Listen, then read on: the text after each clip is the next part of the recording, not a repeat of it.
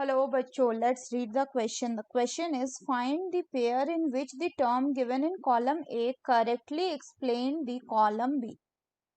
Column A में है asthma, residual volume, expiration, carb amino hemoglobin. Column 2 में है difficulty in breathing due to inflammation of bronchi and bronchioles, volume of the air remaining in the lungs even after a forcible expiration, the process in which atmospheric air is drawn in, molecule in which CO2 is carried by the hemoglobin. तो ये देखते हैं हम इसका की concept. तो अगर हम बात करें इसके की कंसेप्ट की तो it will be what, it will be respiratory terminologies. तो अगर हम बात करें गिवन क्वेश्चन की बच्चों, तो पहला आपका क्या दिया हुआ है, दिया हुआ है यह आपका एस्थमा. तो ये क्या है, ये एक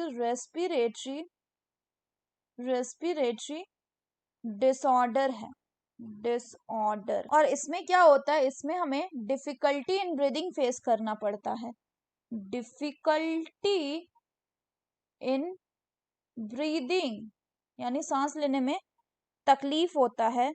और ये क्यों होता है, this is due to inflammation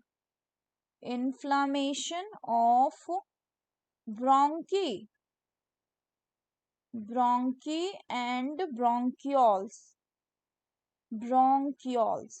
next आपका क्या गिवन है बच्चों, नेक्स्ट आपका गिवन है रेसिडुअल वॉल्यूम. तो रेसिडुअल वॉल्यूम मतलब इसको हम आरवी से भी रिप्रेजेंट करते हैं. अगर हम रेसिडुअल वॉल्यूम की बात करें तो ये क्या होता है, this is the volume of the air remaining जो बच जाता है किसमें, लंग्स में, in the lungs even after a forcible expiration. दूसरा है एक्सपीरेशन. तो एक्सपीरेशन का मतलब क्या होता है कि जिस ऐसा प्रोसेस जिससे कि हम जो CO2 है उसको रिलीज आउट कर रहे हैं फ्रॉम आवर बॉडी. चौथा है आपका कार्ब अमीनो हेमोग्लोबिन. क्या है आपका, कार्ब अमीनो हीमोग्लोबिन.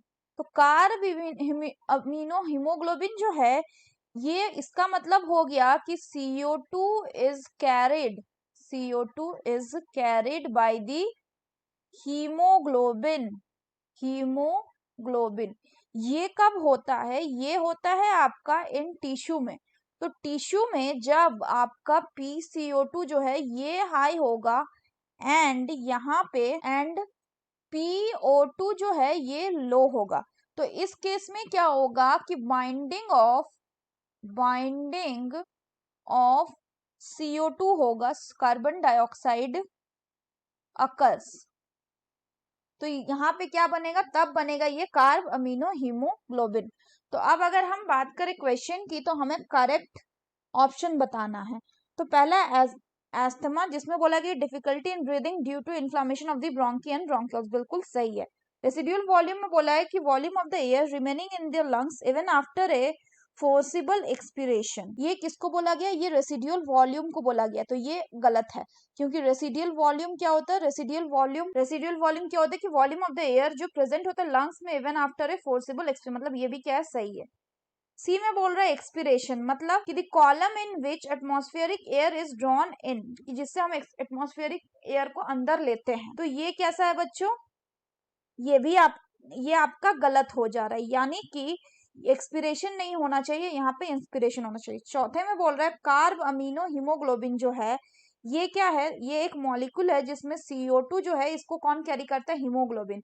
तो चूंकि हमें क्या बताना है, हमें बताना है कि वैसे पेयर को जिसमें कॉलम ए जो है वो करेक्टली एक्सप्लेन करेगा कॉलम बी को, यानी 1, 2 and 4 ये तीनों क्या है, करेक्ट है. So that's all for the question बच्चों. Hope you understood it well. Best of luck.